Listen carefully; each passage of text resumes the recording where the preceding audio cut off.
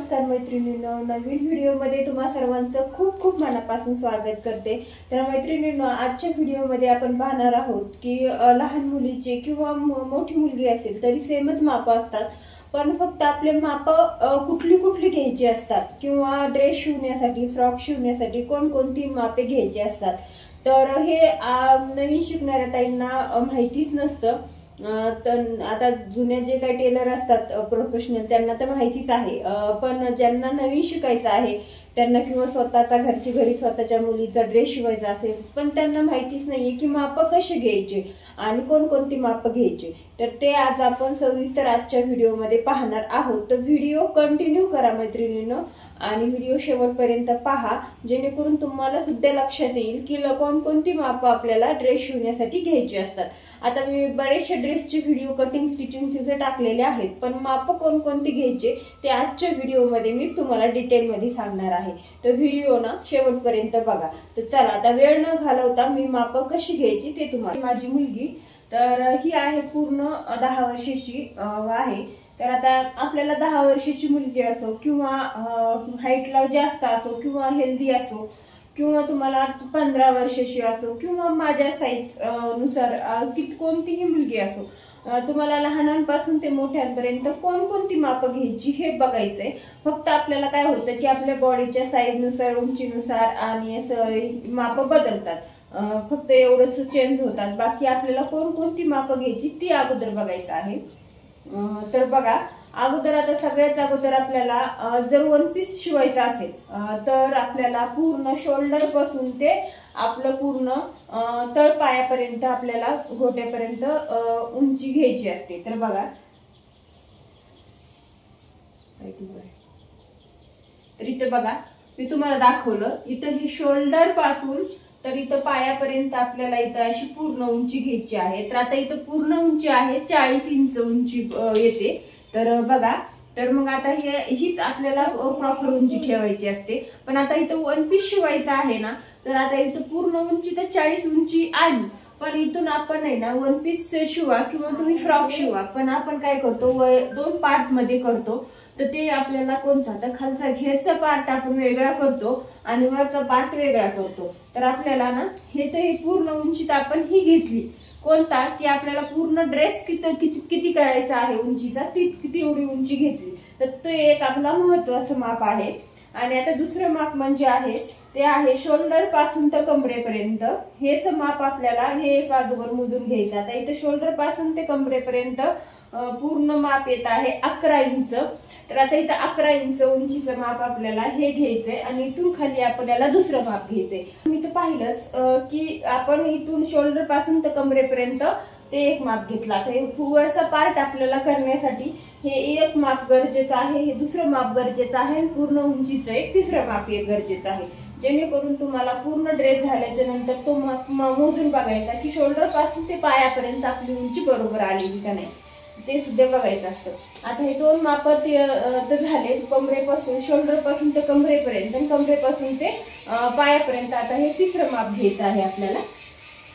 आता हे कमरेपासून तर हे पायापर्यंत खालच्या घेराचं माप येत आहे पूर्ण 29 इंच। आता हे प्रत्येकाच्या उंचीनुसार माप बदलतात, हे अगोदरच मी तुम्हाला सांगितलं आहे।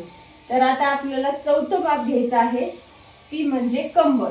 आता इथं पूर्ण कंबर येत आहे 20 इंच। तर आता पाहू शकता तुम्ही इकडे, तर मी तुम्हाला जवळ येऊन पण दाखवते। आता इथं पूर्ण कमरेचा घेर कसा घ्यायचा ते दाखवते तुम्हाला मी। आता इथं पूर्ण कमरेचा घेर हे अशा पद्धतीने आपल्याला घ्यायचा असतो बघा। आता हे पूर्ण कमरेचा घेर आहे 20 इंच, आला का नाही 20 इंच। तर आता इथं आपल्याला हे एक माप घ्यायचं आहे। आता त्याच्यानंतरचं एक माप घ्यायचं आहे आपल्याला, ते म्हणजे आपल्याला पूर्ण गळ्याचं उंची। आता ही समोरच्या गळ्याची उंची आपण किती घेतो बघा। आता इथं मी 4 इंच घेतलेली आहे। जर तुमची मुलगी उंचीला असेल तर तुम्ही इथं कमी जास्त करू शकता। आणि इथं परत आपल्याला काय करायचं मागच्या गळ्याचा। तर इथं बघा मागच्या गळ्याचा आपण इथं हुक लावलेले आहेत, पाहू शकता तुम्ही इथं किती बंद मस्त हुक लावलेले आहेत. तर आपल्याला मागचा गळा जास्त मोठा नाही करायचा, फ्रॉक असो किंवा वन पीस असो. छोट्या मुलीचा 10 वर्षाच्या 11 वर्षाच्या आतमधल्या मुलीचा आपल्याला मागचा गळा अजिबात मोठा नाही करायचा. जर वन पीस असेल, मोठ्या मुलीचा असेल, तिला डीप मध्ये मागचा गळा पाहिजे असेल तर तुम्ही 6 इंच 7 इंच असा गळा घेऊ शकता. पण इथं बघा, इथं आता इथं शोल्डर पासून ते फक्त मी इथं 2.5 इंचाचाच गळा घेतलेला आहे. पूर्ण गळा आपल्याला फक्त 3 इंचाचा घ्यायचा आहे आणि अर्धा इंच आपलं शोल्डर मध्ये जातं. तर ते एक महत्वाचं माप आहे.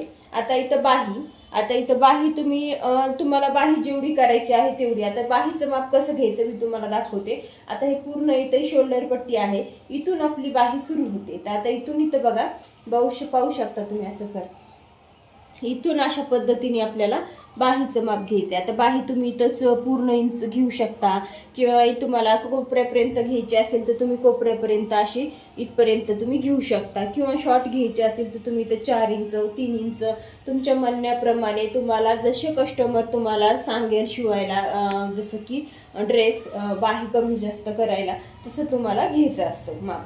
ठीक आहे.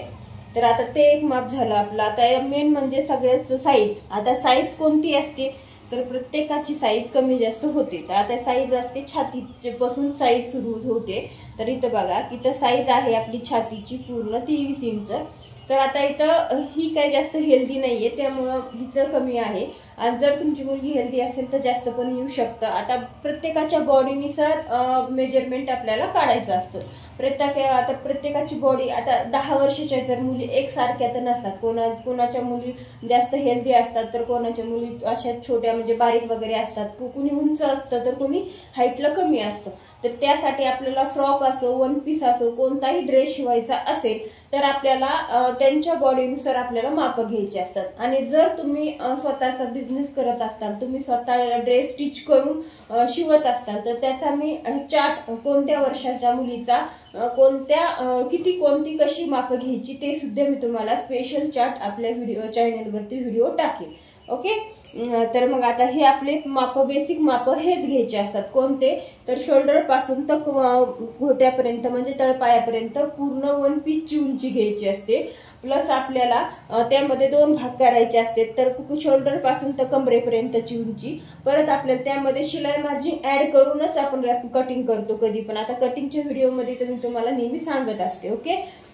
तर नंतर मग आपण कमरेपासून ते पायापर्यंत ती एक माप घ्यायचं असतं. पुढच्या गळ्याचं घ्यायचं, मागच्या गळ्याचं घ्यायचं, प्लस पूर्ण शोल्डर एक घ्यायचं. आता पूर्ण शोल्डर माप घेताना आपल्याला असं घ्यायचं असतं, पण पूर्ण शोल्डर घ्यायची एवढे शक्यतो गरज पडत नाही. आता इथं पूर्ण शोल्डर आहे इथं 10 इंच, तर 10 इंचच आपल्याला प्लस अर्धा इंच करायचं असतं माप टाकताना. तर 5 इंच तुम्ही टाकू शकता. ओके. आता अशा पद्धतीने मी पूर्ण माप सांगितले. आता हे तुम्ही वन पीस मध्ये वापरू शकता. आता ह्याच्यातले ना बरेचसे माप फ्रॉक मध्ये सुद्धा आपण वापरू शकतो. जसं की शोल्डर पासून तर कमरेपर्यंत उंची हीच, आणि पुढचा गळा, मागचा गळा, छाती, कंबर हे सगळं आपल्याला फ्रॉकला सुद्धा वापरायचं आहे. फक्त फ्रॉकला आपल्याला काय करायचंय की आपण जे पूर्ण उंची आपण घेतो ना ही अशी, तर ती तितकी न घेता आपल्याला, ओके मागे सर 1 मिनिट. आता बघा तुम्ही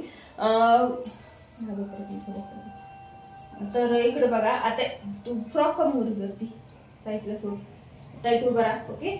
आता इथं फ्रॉक आहे ना, मी इथं थोडासा वरती घेतलेला आहे. आता फ्रॉक आहे ना, इथं गुडघ्याच्या खाली तुम्ही 2 इंच 3 इंच 4 इंच खाली घेऊ शकता. आणि वन पीस असा असतो की वन पीस पायापर्यंत असतो आणि फ्रॉक तुम्ही गुडघ्यापर्यंत, गुडघ्याच्या खाली थोडं 2-3 इंच अशा पद्धतीचा फ्रॉक असतो. तर फ्रॉकला माप घेताना आपल्याला इथं गुडघ्याच्या खाली 3-4 इंच तुम्ही घेऊ शकता. आणि वन पीसला माप घेताना आपल्याला पूर्ण घ्यायचंय आणि फ्रॉकला माप घेताना आपल्याला गुडघ्यापर्यंत उंचीचं फ्रॉक माप घ्यायचं असतं. तर फ्रॉक मध्ये आणि वन पीस मध्ये काय चेंजेस होतात तर काहीच न बदल होत नाही जास्त करून. फक्त जे खालचा घेर असतो तो आपण फ्रॉक मध्ये गुडघ्याच्या खाली फक्त 2 इंच 3 इंच आपण घेऊ शकतो उंचीला. आणि वन पीस असतो तो आपल्याला कमरेपासून ते पायापर्यंत पूर्ण वन पीस आपल्याला घ्यायचा असतो. जसं तुम्हाला सांगितलं, आता हे फ्रॉक आहे, डेली यूजचा फ्रॉक आहे, त्यामुळे मी जास्त काही मोठा नाही केलेला.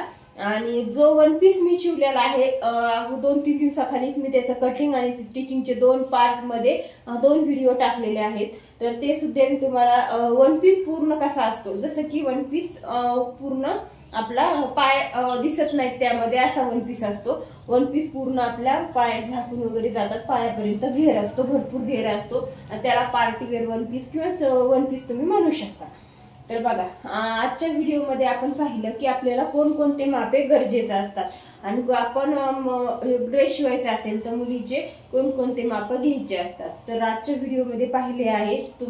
तुम्हाला जर अजून काही कन्फ्युजन असेल किंवा जर तुम्हाला वाटत असेल की आता आपल्याला अजून काहीतरी वेगळं माहिती हवं आहे किंवा तुम्हाला वाटत असेल की अजून कोणतं माप चुकलेलं आहे किंवा राहिलेलं आहे, तर तुम्ही कमेंट करून नक्की विचारा. आता तुम्हाला तर बेसिक तर गोष्टी सांगितल्या, भाईची उंची, दंडघेर सुद्धा आपण अशा पद्धतीने घेऊ शकतो, प्लस कमरेचा घेर, छाती. आता मेन माप तर तुम्हाला कोणती घ्यायची, फक्त छातीचा घेर घ्यायचा आहे, कमरेचा घेर घ्यायचा आहे, उंची घ्यायची, शोल्डर पासून ते कमरेपर्यंत उंची घ्यायची, कमरेपासून ते पायापर्यंत उंची घ्यायची. वन पीस शिवण्यासाठी किंवा फ्रॉक शिवण्यासाठी कमरेपर्यंत ते गुडघ्याच्या खालीपर्यंत थोडी उंची घ्यायची.